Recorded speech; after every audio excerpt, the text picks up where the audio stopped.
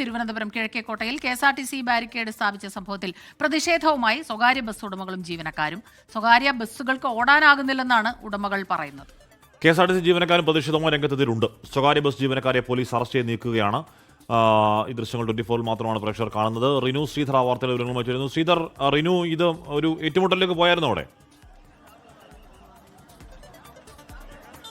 കാശ്മീർ വലിയൊരു സംഘർഷ സാഹചര്യം തന്നെയാണ് കിഴക്കേക്കോട്ടയിൽ ശ്രീ പത്മനാഭസ്വാമി ക്ഷേത്രത്തിന് മുന്നിൽ നമുക്ക് കാണാൻ വേണ്ടി കഴിയുന്നത്. ഇപ്പോൾ പ്രൈവറ്റ് ബസ് ഓണേഴ്സ് അതുപോലെ തന്നെ ജീവനക്കാർ ഒരു വശത്ത്, മറുവശത്ത് KSRTC ജീവനക്കാർ കൊടി ഉയർത്തിക്കൊണ്ട് അവരും മുദ്രാവാക്യം വിളിക്കുന്നു എന്നുള്ളതാണ് ഏറ്റവും പ്രധാനപ്പെട്ട ഒരു കാര്യം.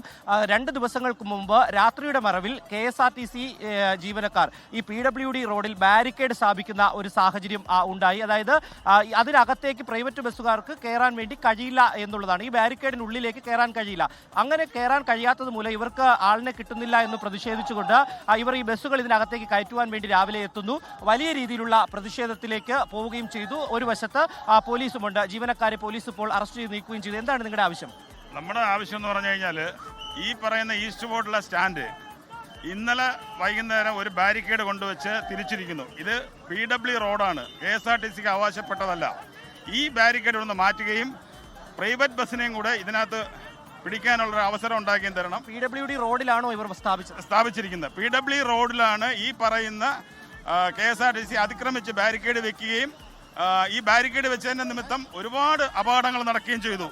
അത് ഉടനടി ബാരിക്കേഡ് മാറ്റുകയും പ്രൈവറ്റ് ബസ്സിനും കൂടെ ഈ സ്റ്റാൻഡിൽ പിടിക്കാനുള്ള അവസരം ഉണ്ടാക്കി തരണം. കാശ്മീർ വലിയ അപകടങ്ങൾ നടക്കുന്ന ഒരു സ്ഥലം കൂടിയാണ് കിഴക്കേക്കോട്ട. നമുക്കറിയാം ഈ വശത്ത് KSRTC അധികൃതരും ഉണ്ട്, KSRTCയുടെ ജീവനക്കാരും നിലയുറപ്പിച്ചിട്ടുണ്ട്. ഈ അപകടങ്ങൾ ഒഴിവാക്കുന്നതിന് വേണ്ടി കൂടിയാണ് ഇത്തരത്തിലുള്ള ഒരു ബാരിക്കേഡ് സ്ഥാപിച്ചത് എന്നുള്ളതാണ് KSRTC ജീവനക്കാരും പറയുന്നത്. ഇതാണ് ആ ബാരിക്കേഡ്, നമുക്ക് ദൃശ്യങ്ങളിൽ വ്യക്തമാണ്. ഈ ബാരിക്കേഡാണ് സ്ഥാപിച്ചിരിക്കുന്നത് എന്നുള്ളതാണ് KSRTC ഉദ്യോഗസ്ഥർ പറയുന്നത്. KSRTCയുടെ സ്ഥലത്താണ് ഈ ബാരിക്കേഡ്. ഏകദേശം 100-150 മീറ്ററോളം ദൂരത്തിൽ ഈ ബാരിക്കേഡുകൾ വെൽഡ് ചെയ്ത് ഈ റോഡിൽ സ്ഥാപിച്ചിട്ടുണ്ട് എന്നുള്ളതാണ്. ഇതിനപ്പുറത്ത് ഏകദേശം 4 വരി പാതയാണ് ഇവിടുന്ന് ഒരു 200 മീറ്ററോളം ദൂരം. ഇതിൽ 2 വരി പാതയും KSRTC കൈയടക്കിയിരിക്കുന്നു എന്നുള്ളതാണ് അവർ ആക്ഷേപിക്കുന്നത്. നമുക്ക് ബസ് കാണാം. അതായത് നമുക്ക് അന്വേഷണത്തിൽ മനസ്സിലാക്കാൻ വേണ്ടി കഴിയുന്നത് ഇവിടെ KSRTCക്ക് ഒരു ബസ് സ്റ്റോപ്പ് മാത്രമാണുള്ളത്. അതായത് ബസ് സ്റ്റോപ്പ് എന്ന് പറഞ്ഞാൽ നമുക്കറിയാം ബസ് കൊണ്ട് നിർത്തി ആളിനെ കയറ്റി പോവുക. പക്ഷേ അങ്ങനെയല്ല അവർ ചെയ്യുന്നത് എന്നുള്ളതാണ് പ്രൈവറ്റ് ബസ്സുകാർ പറയുന്നത്.